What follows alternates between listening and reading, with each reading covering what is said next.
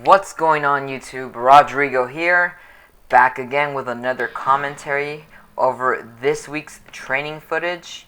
And I believe in this video we'll be going over deadlift footage and bench press footage only. I decided to take a little bit of a different route and go ahead and show you just two separate videos for my weekly training. The benefits to that are that I can give you all more content on my channel, and of course I can be a little bit more detailed when it comes to the commentary. But I'm gonna hold off and let you guys watch this next clip. Okay, so that was set number 2 of 4 reps with a 375, and that felt extremely heavy. I feel like complete garbage right now. I don't know why. Could have slept wrong, maybe didn't eat enough, etc. And I'm doing 6 sets of 4 reps today. So I'll probably film one more because I gotta get some video for you guys. But I'm probably going to record as little as possible and just try to focus more on the actual training. So you guys will have to forgive me for that. So we'll see how this goes. Okay guys, so as you can tell now, the deadlifts were not moving that fast, or as fast as I would have liked.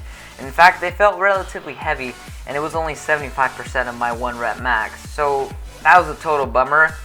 However, what I did manage to accomplish on this particular day's training is what is known as the hip hinge. And that's very important to the success of your deadlift. The hip hinge is essentially when you grasp the barbell and you create tightness between yourself and the barbell, and you are able to explode off of your heels. And this is at that moment, that is where your hip hinge, or your hips coming through into the barbell, really help with completing the movement.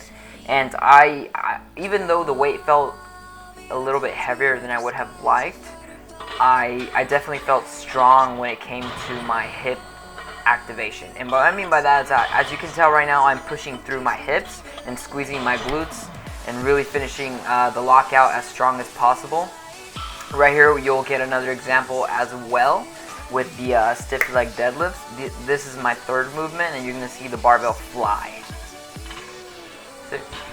So one of the reasons why it's moving so fast is because it's only 185 pounds. However, it's a great indicator, or enough weight to really help teach you how to explode with your hips at the lockout. So something to consider when it comes to your deadlift training, guys.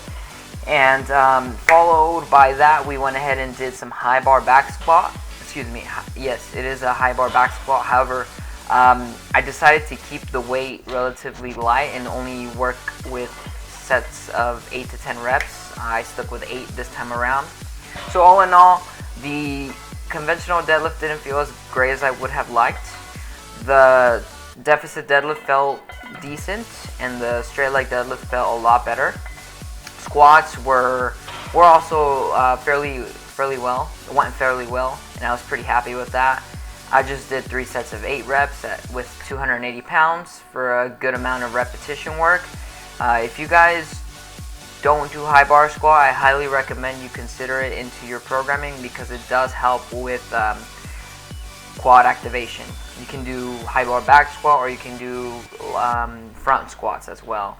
I have changed my current routine, or rather I've placed high bar back squat on deadlift day and my front squat on my actual squat day. So that's just a small little tweak that I've messed with, and so far it's working great. I think this is going to be a lot better for myself, for my body, and for my program, just because I felt too fatigued when I was utilizing the front squat after my deadlifts. So yeah, all in all, that's going really good. And up next, we're going to take a look at the bench press footage. This was, I believe, August 10th. Today, right now, if you guys are wondering, it's August 11th. So it's the day after the bench press footage, which you're about to see right now.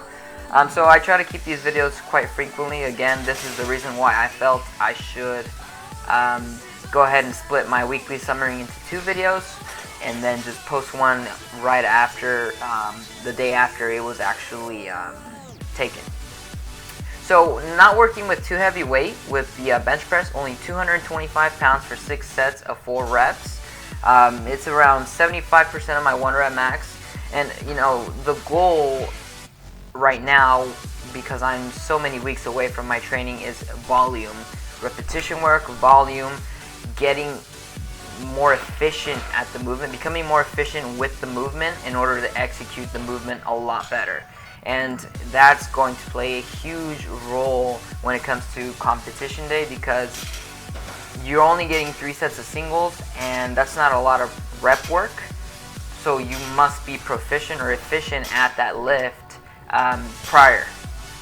And I think that's one of the benefits to rep work. Of course, you don't want to go too heavy sometimes when you're doing, let's say, a volume block like myself right now. Just because, again, you know, the repetition work is great, but you don't want to overdo it with too much volume to the point where you get fatigued so much that you can't, let's say, do the next day's training that well. But anyways, I went ahead and started with flat barbell bench press. We moved on to barbell rows. I like to emulate somewhat of a pen lay row, something that's very similar to my actual deadlift stance. Then we finished it off here with some dumbbell incline bench press. This is a great accessory movement for the actual flat barbell bench press.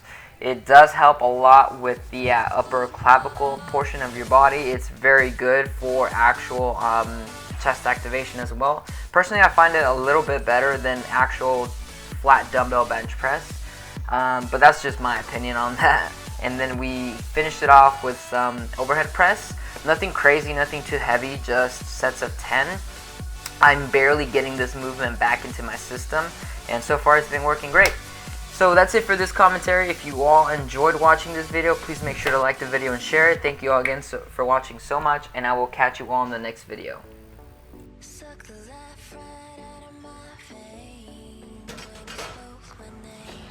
Alright guys, so that's the end of today's push training. Felt really good.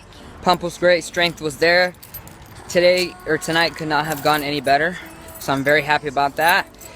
So I want to thank you all for watching the video so much. If you enjoyed the video, please make sure to like the video. If you want to see more like this, please make sure to share the video. I really appreciate each and every one of you who actually watches my videos, especially when you comment down below. Thank you again, and I will catch you on the next video. Good. Come on. Come on. There you go.